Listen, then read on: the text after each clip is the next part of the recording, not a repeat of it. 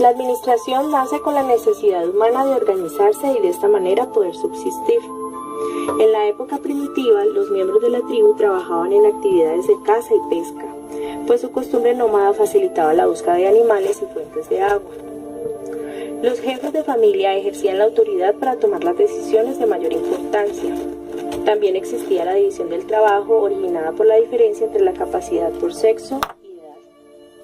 Al descubrir la agricultura, esta sociedad se convirtió al sedentarismo. Prevaleció la división del trabajo por edad y sexo y se asentó la organización social del tipo patriarcal. La caza, la pesca, la recolección y domesticación de animales pasaron a tener un lugar importante en la economía agrícola, y el crecimiento demográfico también obligó a los hombres a coordinar mejor sus esfuerzos en el grupo social y por consecuencia a mejorar la aplicación de la administración.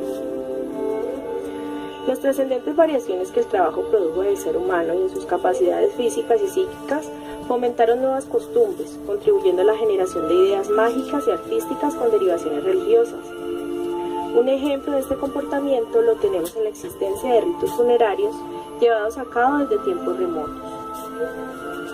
Una parte muy importante de esta era son los inventos que han sido de gran influencia para el desarrollo del hombre, resaltando los siguientes. La rueda, que permitió mover elementos pesados con mayor facilidad. Esta invención tiene referencia desde Mesopotamia 3000 años antes de Cristo, China y algunos imperios europeos. La expresión escrita, pues el humano se expresaba por medio de símbolos que permitían algún tipo de comunicación y que después evolucionó a la escritura. La invención de la agricultura y la ganadería, lo que permitió darle bienestar a poblaciones más grandes y generó el sedentarismo. El dominio de la piedra, metal y madera como herramientas de construcción. La ley, dando estructura a las primeras comunidades. El trueque, creado desde el Neolítico con la aparición de la ganadería y la agricultura, para trámites de negociación. La cerámica, para el almacenamiento de alimentos. La canoa, ayudándolo en el proceso de pesca y como medio de transporte.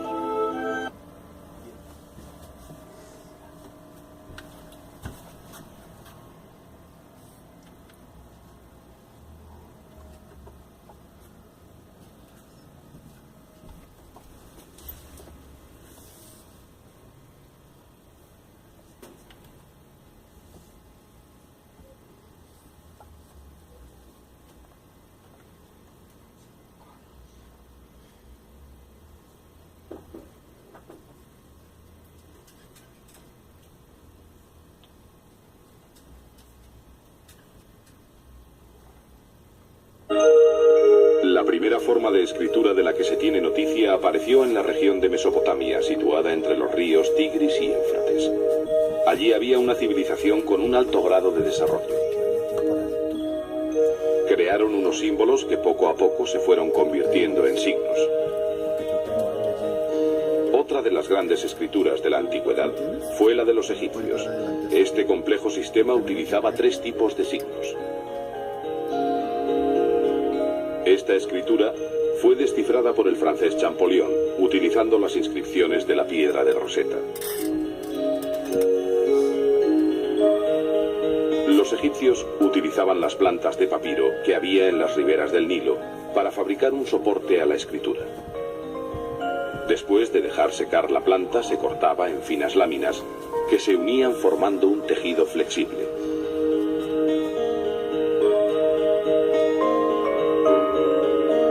Para los escritos cotidianos se utilizaba una escritura cursiva. La escritura china utiliza unos 1500 símbolos y ha evolucionado muy poco desde su aparición. En cambio, los alfabetos utilizan solo una treintena de signos. Uno de los más importantes de la antigüedad fue el alfabeto griego, que después daría lugar al latino. Durante la Edad Media, los monjes fueron los mayores impulsores de la escritura, creando nuevos tipos de letras. En 1445, Gutenberg inventó la imprenta de tipos móviles. Los tipos eran de metal y se componían a mano formando páginas que se editaban e imprimían sobre hojas de papel con una prensa manual. Sin duda alguna, este es uno de los mayores inventos de la historia. Gracias a él, la cultura se extendió a toda la humanidad.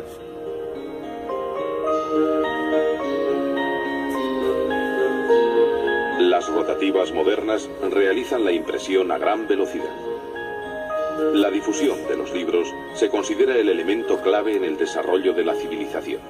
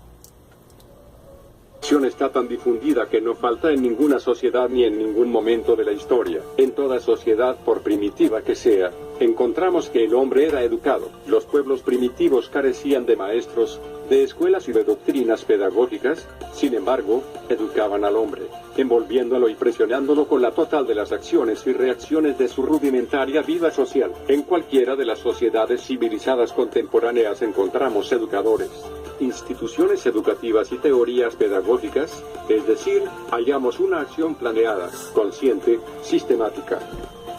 En el antiguo Egipto, las escuelas del templo enseñaban no solo religión, sino también los principios de la escritura, ciencias, matemáticas y arquitectura. Los sistemas de educación más antiguos conocidos tenían dos características comunes: enseñaban religión y mantenían las tradiciones de los pueblos. De forma semejante, en la India la mayor parte de la educación estaba en las manos de los sacerdotes. La India fue la fuente del budismo, doctrina que se enseñaba en las instituciones a los escolares chinos, y que se extendió por los países del lejano oriente. La educación en la antigua China se centraba en la filosofía, la poesía y la religión, de acuerdo con las enseñanzas de Confucio, Lao Tse y otros filósofos. El sistema chino de un examen civil, iniciado en ese país hace más de 2000 años, se ha mantenido hasta el presente siglo, pues, en teoría, permite la selección de los mejores estudiantes para los puestos importantes del gobierno.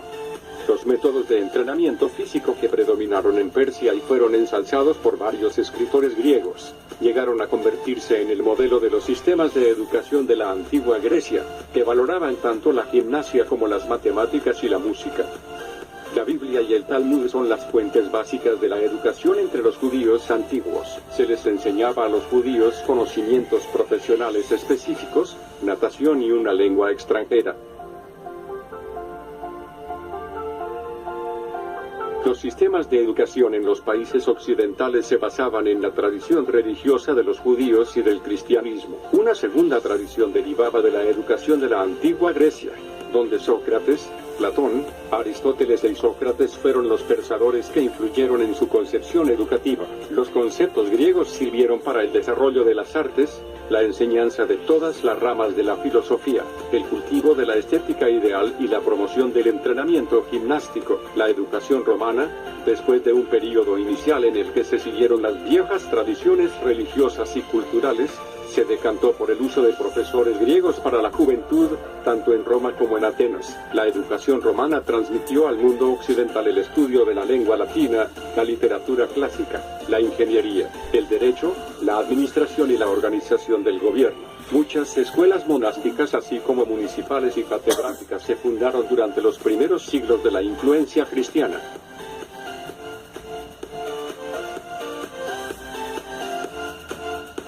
occidente europeo.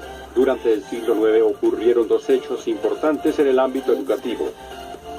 Carlomagno, reconociendo el valor de la educación, trajo de York, Inglaterra, a clérigos y educadores para desarrollar una escuela en el palacio. Entre el siglo VII y el siglo IX, la presencia de los musulmanes en la península ibérica hizo de Córdoba un destacado centro para el estudio de la filosofía, la cultura clásica, las ciencias y las matemáticas. Persia y Arabia desde el siglo VI al IX tuvieron instituciones de investigación y para el estudio de las ciencias y el lenguaje. Durante la Edad Media las ideas del escolasticismo se impusieron en el ámbito educativo de Europa occidental. El escolasticismo utilizaba la lógica para reconciliar la teología cristiana con los conceptos filosóficos de Aristóteles. En cualquiera de las sociedades civilizadas contemporáneas encontramos educadores, instituciones educativas y teorías pedagógicas. La educación es hoy prácticamente universal, pero la realidad indica que un amplio número de niños, quizá el 50% de los que están en edad escolar en todo el mundo, no acuden a la escuela.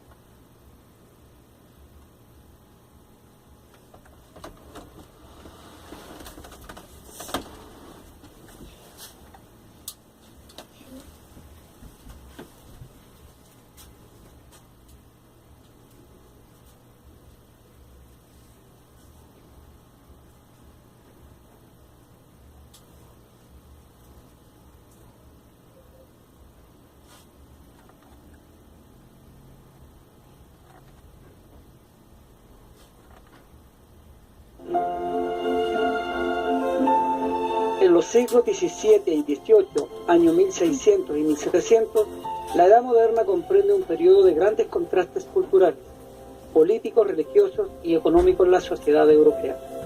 El gran impulso de las actividades económicas y comerciales fortaleció el capitalismo y el poder económico de la burguesía y de los estados absolutistas a través del mercantilismo. El absolutismo es el aumento del poder de los reyes autoritarios, es decir, el rey logra un poder total y absoluto, nadie es igual a su persona, solo Dios está sobre su poder. El Estado y la persona del rey son la misma cosa. Toda persona debe rendirle cuentas y explicaciones al rey, y el rey solo a Dios. Esto significa que su poder soberano es de origen divino. Por lo tanto, el poder del Estado debe estar en las manos de una sola persona. Paralelo al desarrollo político, económico, comercial, las ciencias estaban evolucionando considerablemente en sus técnicas de investigación. Antes que terminara el siglo XVII, año 1600, la ciencia natural había logrado tantos avances teóricos como prácticos que logró alcanzar mayor relevancia, más que cualquier otra forma de pensamiento en este periodo de la Edad Moderna, generándose las bases del siglo de las luces, es decir, la confianza y la fe absoluta en la razón o pensamiento empírico. En el llamado siglo de las luces surge la Ilustración, movimiento que se caracterizó por la exaltación a la razón, como luz que guía hacia la verdad y el progreso, donde el ser humano podía lograr el perfeccionamiento, la felicidad y la plenitud total. El uso de la razón haría posible un progreso ilimitado, permitiendo a la persona el objetivo de la vida. Solo había que comprender el funcionamiento de la naturaleza y el universo, como quien comprende una gran máquina. En este contexto de auge, modernidad y evolución cultural, como de contrastes de vida social tan desigual, fue donde se inspiró un nuevo movimiento cultural, artístico, literario, que plasmó en forma notable la estructura política, social y religiosa de este periodo. Este movimiento se llamó Barroco, que buscaba plasmar el movimiento, la grandiosidad y el dramatismo muy contrario de la serenidad y simetría que expresaba y buscaba el renacimiento artístico en los indicios de la Edad Moderna. El barroco se expresó a través de la arquitectura, la escultura, la pintura, la música, la literatura y el teatro. En resumen, el arte barroco, en sus más amplias manifestaciones artísticas, es un fenómeno complejo de índole social, político y religioso, donde se acostumbra a decir que arte barroco es el arte de la contrarreforma católica para reaccionar contra la severidad y aumento del protestantismo. La Iglesia Católica alentó la edificación de templos con gran cantidad de esculturas religiosas.